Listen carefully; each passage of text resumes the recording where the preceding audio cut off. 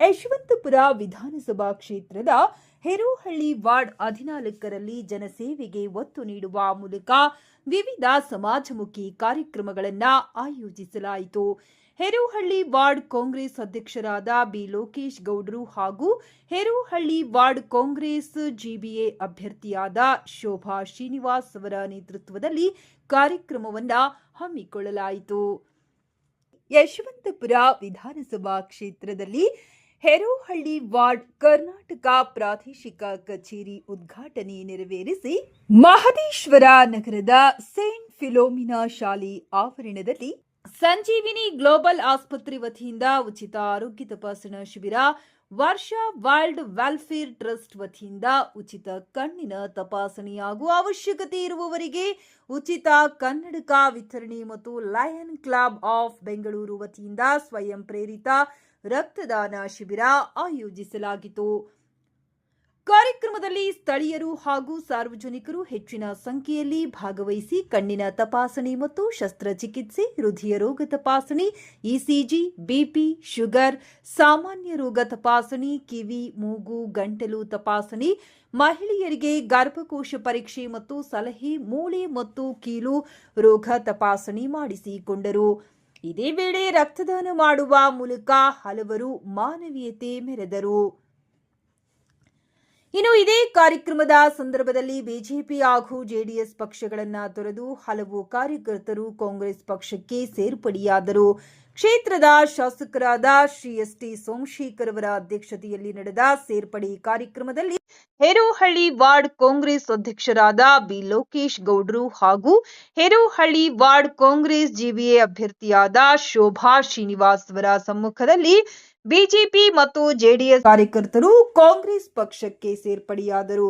ಜನರ ಆರೋಗ್ಯದ ಕಾಳಜಿಯಿಂದಾಗಿ ಸಮಾಜಮುಖಿ ಸೇವಾ ಕಾರ್ಯಕ್ರಮಗಳನ್ನು ಹಮ್ಮಿಕೊಂಡಿರುವುದು ಒಂದೆಡೆಯಾದರೆ, ಮತ್ತೊಂದೆಡೆ ವಿವಿಧ ಪಕ್ಷಗಳ ನೂರಾರು ಕಾರ್ಯಕರ್ತರು ಕಾಂಗ್ರೆಸ್ ಪಕ್ಷ ಸೇರ್ಪಡೆಯಾಗಿರುವುದು ಹೇರೋಹಳ್ಳಿ ವಾರ್ಡ್ನ ರಾಜಕೀಯ ವಲಯದಲ್ಲಿ ಗಮನ ಸೆಳೆದಿದೆ.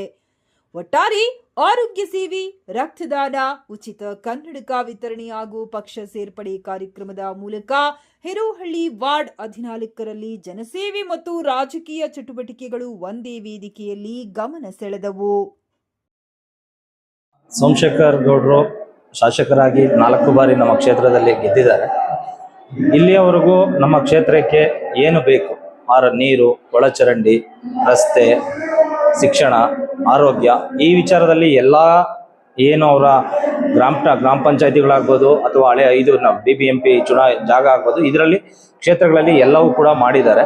ಹಾಗಾಗಿ ಈ ಸುಸಂದರ್ಭದಲ್ಲಿ ಒಂದು ಇಷ್ಟಪಡೋದೇನೆಂದರೆ, ಈ ಹೇರೋಹಳ್ಳಿ ವಾರ್ಡ್ ವ್ಯಾಪ್ತಿಯಲ್ಲಿ ಇವತ್ತು ಆರೋಗ್ಯ ಉಚಿತ ತಪಾಸಣೆ ಶಿಬಿರ ಆಯೋಜಿಸಿದ್ದಾರೆ. ಹೀಗಾಗಿ ಈ ಭಾಗದ ಜನಕ್ಕೆ ಇವತ್ತು ತುಂಬ ಅನುಕೂಲ ಆಗುತ್ತೆ. ಹಾಗಾಗಿ ನಾನು ಈ ಸಂದರ್ಭದಲ್ಲಿ ಅವರಿಗೆ ಅಭಿನಂದನೆ ಸಲ್ಲಿಸಲು ಇಷ್ಟಪಡ್ತೇನೆ. ನಮ್ಮ ಶಾಲೆ 2003ರಿಂದ ಪ್ರಾರಂಭವಾಗಿದೆ. ಇಲ್ಲಿವರೆಗೂ ಸತತ ಲಾಸ್ಟ್ ಒಂದು 5-6 ವರ್ಷದಿಂದ 100% ರಿಸಲ್ಟಲ್ಲಿ ಬಂದಿದ್ದೀವಿ. ನಮಗೆ ಪೋಷಕರು ಈ ಭಾಗದಲ್ಲಿ ಅಷ್ಟೇ ಒಲವಿಂದ ಇದ್ದಾರೆ. ಹಾಗಾಗಿ ಮಕ್ಕಳನ್ನು ನಾವು ಯಾವ ಸಮಯದಲ್ಲಿ ಓದಿಸ್ಬೇಕು, ಕೋಚಿಂಗ್ ಕ್ಲಾಸಸ್ ಏನೇ ಒಂದಿದ್ದಾಗ ಪೋಷಕರು ನಮಗೆ ಸಹಾಯ ಮಾಡಿದ್ದಾರೆ. ಅದರಿಂದ ನಾವು ಇಲ್ಲಿವರೆಗೂ 100% ರಿಸಲ್ಟ್ ಅಂತ ಬಂದು ಮೂಮೆಂಟ್ ಓದಿಸಿದೆ. ನಮಗೆ ಆಲ್ರೆಡಿ ಒಂದು ಸತತ 6-7 ವರ್ಷದಿಂದ ಸತತವಾಗಿ ಬಂದಿದೆ. ನಮ್ಮ ಟೀಚರ್ಸು ಅನ್ನೋದಾದರೆ ಅದು ನಮ್ಮ ಒಂದು ಕುಟುಂಬ. ಯಾಕೆಂದರೆ ನಮ್ಮಲ್ಲಿ ಇರೋರೆಲ್ಲ ಲೇಡೀಸ್ ಸ್ಟಾಫು, ಯಾರು ಜೆಂಟ್ಸ್ ಆಗಿ ಸ್ಟಾಫ್ ಯಾರೂ ಇಲ್ಲ.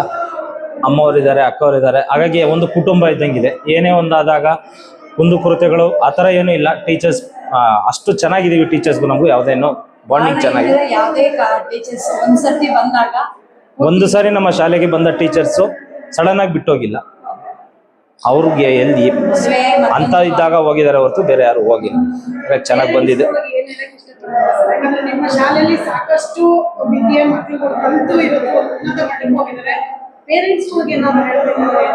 ಪೇರೆಂಟ್ಸ್ಗೆ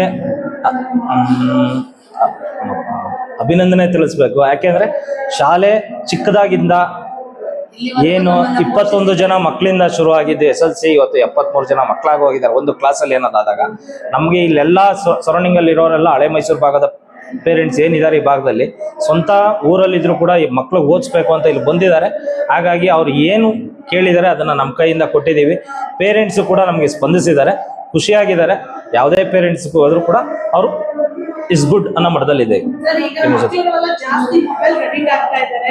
ಅದೇ ನಿಮ್ಮ ಸ್ಕೂಲಲ್ಲಿ ಯಾವ ರೀತಿ ಅವೇರ್ನೆಸ್ ಕೊಡಿಸಿದ್ದೀರಾ? ಮಕ್ಕಳು ಮೊಬೈಲ್ ನಾವು ಪೇರೆಂಟ್ಸ್ಗೆ ಹೇಳಿದ್ದೀವಿ, ಮೊಬೈಲ್ಗೆ ನಾವು ಯಾವುದೇ ಕ್ವಶನ್ ಅಂಡ್ ಆನ್ಸರ್ ಕಳಿಸಲ್ಲ, ಯಾವುದೇ ನೋಟ್ಸ್ ಕಳಿಸಲ್ಲ, ಯಾವುದೇ ಹೋಮ್ವರ್ಕ್ ಕೊಡಲ್ಲ. ಹಾಗಾಗಿ ಮೊಬೈಲ್ ಕೊಡಬೇಡಿ.